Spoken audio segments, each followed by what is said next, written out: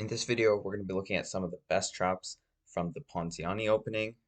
This opening starts with e4, e5, knight f3, knight c6, and c3. This opening isn't very common, but there's still a set of deadly traps for black. One trap comes from knight f6, very logical, just attacking the pawn. But rather than defending the pawn with something like d3 or bishop d3, well, white plays d4, which is a really bold move. It essentially says you take my pawn, I take yours. If black chooses to take the pawn on e4, well, white is actually going to play d5. This is a really aggressive move. I mean, it's simply just giving up a pawn, but there's quite a good return. Because this knight is really displaced, it has nowhere good to go. Knight a5 is met with b4. And if you play knight b8, I mean, you're just gonna get crushed with like d6 and like bishop d3, bishop g5, and everything. All the minor pieces are gonna come, and it should be a pretty easy, quick game for white. But the most common move that you'll see here is knight e7, and essentially black looks to reroute the knight to g6 or f5, and then play something like d6, and then bring up the bishop, and the game will go on. For now, white is simply just going to take back the pawn.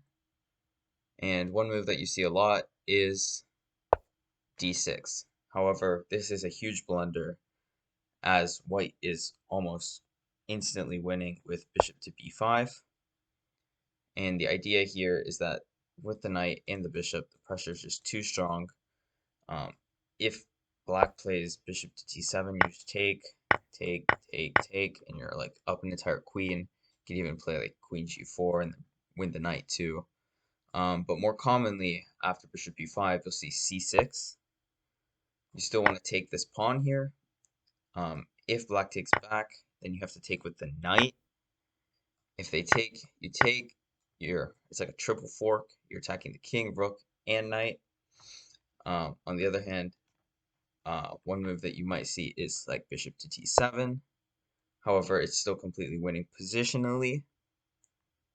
You just want to play something like knight d4, bring the knight back, and then trade off the bishops, and then there'll be the pressure on d6.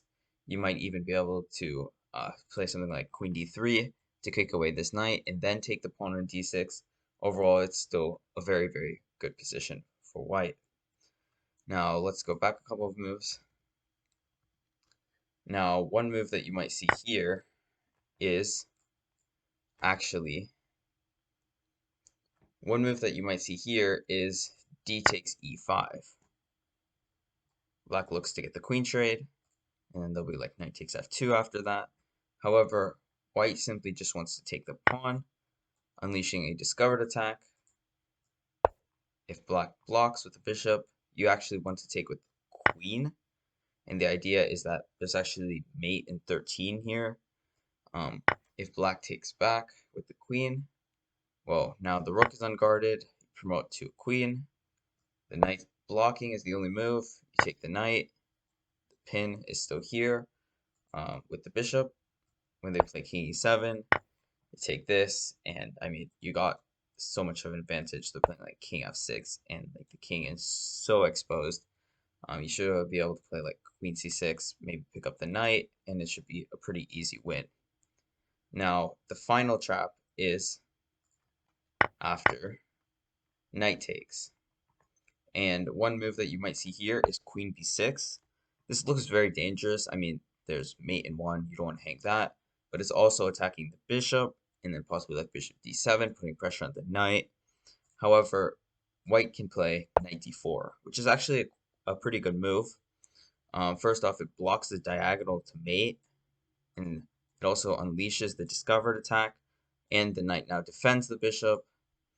So after something like bishop to d7, white can take, black takes back, and possibly something like castles, and computer puts it at plus 7.1, simply because their position is terrible. I mean, queen g4 will threaten to fork and win the knight. Rook e1 even just laser beaming down the e file. Queen a4, something like knight a3, knight c4, bishop e3, and there's just all these moves, and it is incredibly dangerous for black and should be a pretty easy win for white.